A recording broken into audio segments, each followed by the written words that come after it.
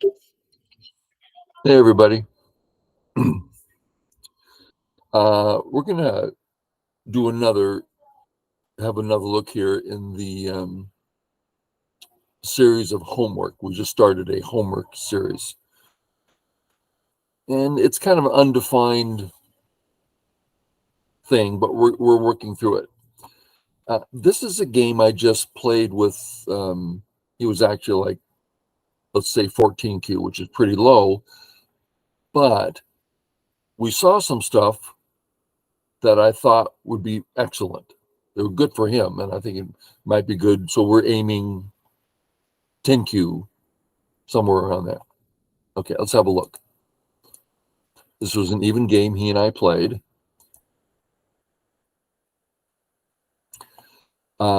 This move is fine, but a couple things I pointed out to him, so I'll point out to you. There's two unfinished corners. If he takes one and I take one, notice that black is inside white's sphere of influence. If we do it the other way, black's in a friendly area. So this way is an easier way to play, much more popular, not necessarily better, but way more popular. Also, third line is standard. Fourth line is when you have something special you want to accomplish. Now we're talking about correct play rather than practical play. What I mean is, for instance, Mr. Yang might say, what are you doing on the fourth line? This is not an influence situation. Actually, this specific situation is influence, so it fits well. But I'm just saying, he might say, oh, what are you doing on the fourth line? While someone like Feng Yun says, oh, just play fourth line. The Jisekis are easier. She doesn't care about that stuff, while Mr. Yang cares deeply about that stuff. So interesting. Okay, he played here. I took the other one. And here, he didn't recognize that his group was not yet finished. So we had a talk about groups need to start and end on the third line, with most probably fourth line in between. So black started on the third line. You see me marking it. Up to the fourth line. Now black's job is to come back down to the third. And how far to go is another question. And for instance, if this stone went here, well, started on the third, ended on the third, finished group. And if you happen to get up to the fourth line, then great. But it's not necessarily the case. Okay. He went this far, which is a little narrow, but settled his group. I settled mine. Something not important, but important to me. This might be a more common extension. And then what I would do is I would settle my group this way, because I can now have a Sente move threatening to come down into his area. So in other words, we can see this idea that white's growing this area well. You see the right side growing. I'm not saying those are all the great moves, but I'm just painting the picture of that's why I would play in that area. And here, black's so strong, I just did basic settling. Come in, we settle. He went for the settling his group Joseki, which is perfectly fine. And then he missed the important double Sente, which is this one. Next move, if I don't respond, we can see that, white has one eye. in Gote, a really bad situation. So when he plays here, I'm going to need to do some sort of finishing, however I choose to finish it. But if he doesn't, which he didn't, I get this move. Now I'm very much alive. And later on, we see his group has actually just one eye. Now, he can make a second. I mean, it depends on the board. But we see the black is, I can hassle black a little bit. So, also he went here. Maybe corners bigger than side. But it's a small issue. And I came over here to live in his top area that he's trying to build. And he and I discussed that this isn't great because this is a very severe attack on white. So when black is this prepared, we tend to go with this move, which gives me between A, easy life, or B, pretty easy life. He did this, good move. He comes out. I come out. He came out with a knight's move, which is an advanced move. I asked him why, and his answer was excellent. He had a good reason for doing this, and I believe I would do it too. But it leaves a knight's move, and you need to know what's going on with that. What he didn't get was that A and B, that's two groups, two separate entities, because it's cut, right? So A, the two A stones, are the group. The B stone is a helping stone. So if, for instance, I go to cut, his job is to get his main group settled. And let's just say I start running out. His job, get out, get his group out. Oh, but what about these stones dying? Well, as long as he's getting his A group out, that's the point in this. Make sure your main group is safe. The other guy, that's a helping stone. We don't need him. We may want him, and that's great. You may choose right now to, defend your stones as you attack the top. And that's great. But see these as two separate entities. So here we come up with something that might have been his main takeaway, and you'll see it a few times later. This move is attacking the two black stones on top. I'm removing an option for their health. I'm stopping them from connecting out to the center. This move does not attack those two stones. He defended the two stones. So let's say this again. He defended his A group, which I did not attack. And that's the big takeaway. Again, you'll see this more in a moment. He defended his A group when I did not attack his A group. He can still get it out comfortably well. He also defended his B stone, which is not necessarily an important stone right now. He didn't think these things through. So he played here,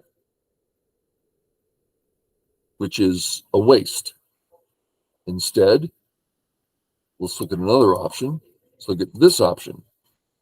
Playing in a big area, stopping white from playing. It's kind of an annoying move. It's kind of like, well, we're surrounding black and getting a big left, and not that black's about to die or anything, but it's annoying, and we want to stay away from that.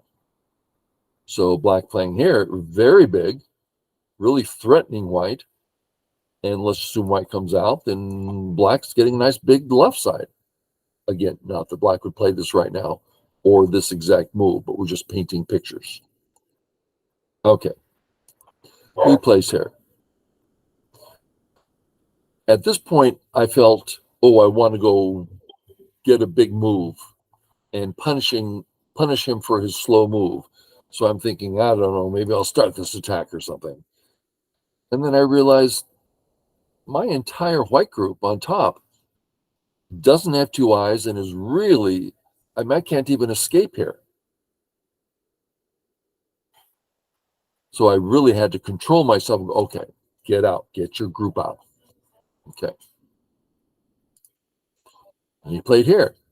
He's defending two groups, neither of which are under attack. Made it a real waste.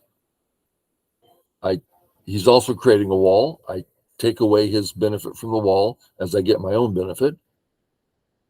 And then he defends again. Now you see this a lot with Q players.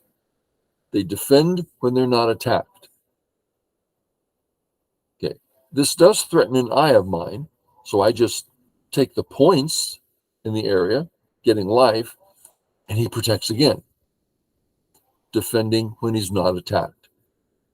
And that's something he actually wrote down more than once. Go, okay, remember this. Don't defend when you're not attacked. And then I play here. And now it's like, well, I did attack this group. I removed one of its options for health. Does it need to respond? And that's a good question. But whatever the answer is, this is too small. Tiny step, asking me to enclose him and start building the bottom. So if he was going to play a defensive move, get out to the center, or, could get out this way, get out to the center. There's ways out. Okay, there.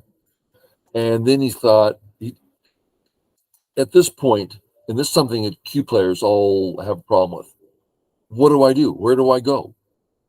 How do I know remotely what to do next? So, and everything we're looking at here is what he and I looked at in review. Okay. So, how do you know what to do? By going through the same pattern you do every move. How's your A group? Fine. He was a little tentative about saying fine, because how's he supposed to know? He's only, 14Q, 12Q, whatever. We pointed out that this black group has in the neighborhood of 2, 4, 6, 8, 10 spots that he controls. And the rule of thumb is if you have 6 or more, you should be fine. Very rare, was a rabbity 6 dies, and there's a certain 7 that dies. But in my 50 plus years of playing Go, I've come across those maybe 3 times. So yeah, the A group's fine. You go around, check them all out. The B group, exceptionally fine. Defended it 1, 2, 3, 4 times where he didn't need it. And the C group is certainly fine. White's not going to, it's fine. So you look at the white groups and just look around, you'll see they're all fine. At which point you look for, well, how many big areas? Get in the habit of counting them, because the one you go, oh, that's just too small, often turns out to be the biggest because of maybe it's a double cente area, something like that. So we count all the big areas, and something interesting came up from that. First, notice area 1. Who owns that area? No one. Well, who can either player play there without fear? Yeah. Okay, so area 1 is undecided. Now, it is indeed just too small to consider because there are no special qualities. On another board, this little tiny move would be the biggest one because it's double cente or something. Okay, so area 1, area 2. Who owns area 2? Nobody. Black or white could both play there safely. Easier for white, harder for black, but still, it's undecided. What about area 3?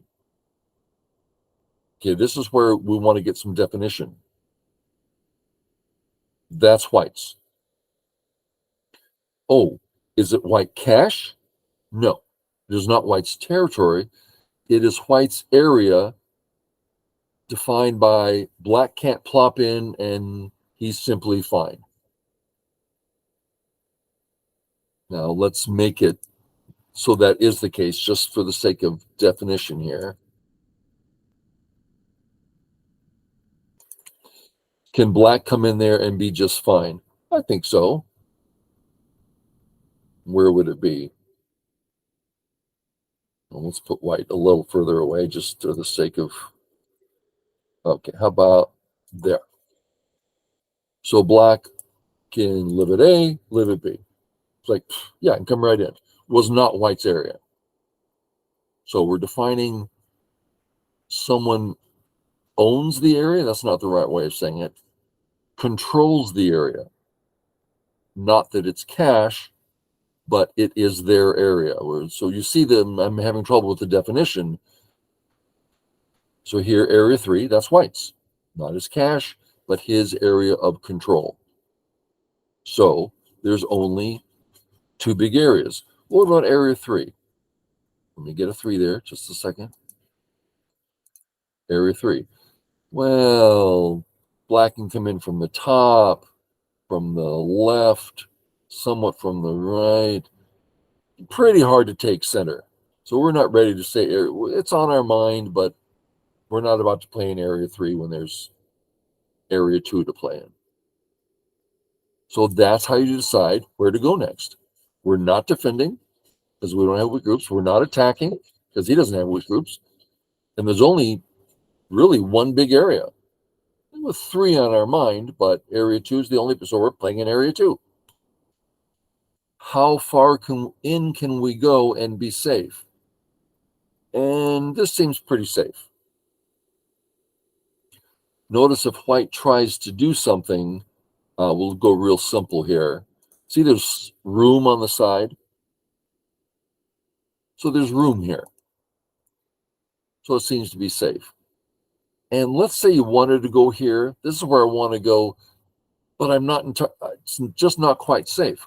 Well, you go ahead and help yourself. You got 2 free moves. Well, I feel a lot better about it now. So sometimes you want a little help to play the move you know you want to play. Okay. So you can see the sorts of things that he was concerned about and the things he learned. And he really learned them. It's like he wrote it down. I'm not going to defend things that aren't attacked anymore. I'm not going to do it. Oh, he's immediately going to get better. And then the hard one. How do I know where to play when we're kind of done with everything? What do you do next? Go through your list as you do on move 1 and 100 and all your moves. But what you do when you're confused, I don't know where to play. Go through the list. We're not defending. We're not attacking. There's really only 1 big area. How far in can I get? Let's say that you just can't find a way. As a matter of fact, let's thicken white up here. Give white this move and this move. White's nice and thick. Okay.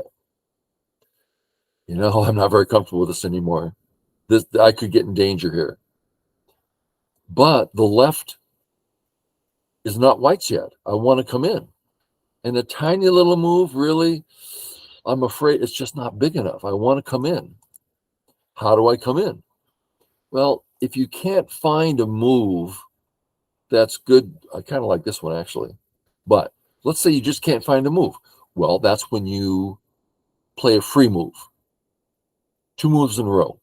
Move 1 is a throwaway move. It's just the asking move, right? So we're going to give this up. We're just going to see what white's going to do. And white has to do something. White's not going to go, oh, I'll go, do something. No. White's going to play right there.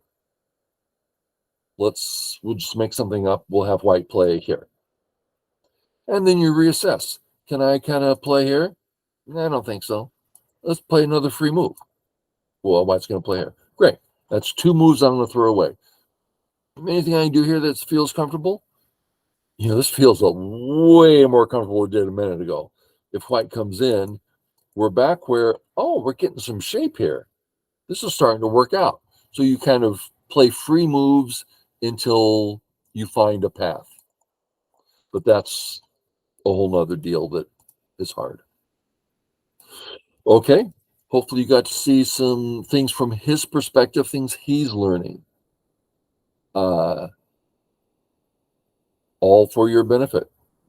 Okay, everybody. Hope it's helpful. Catch y'all later. Bye.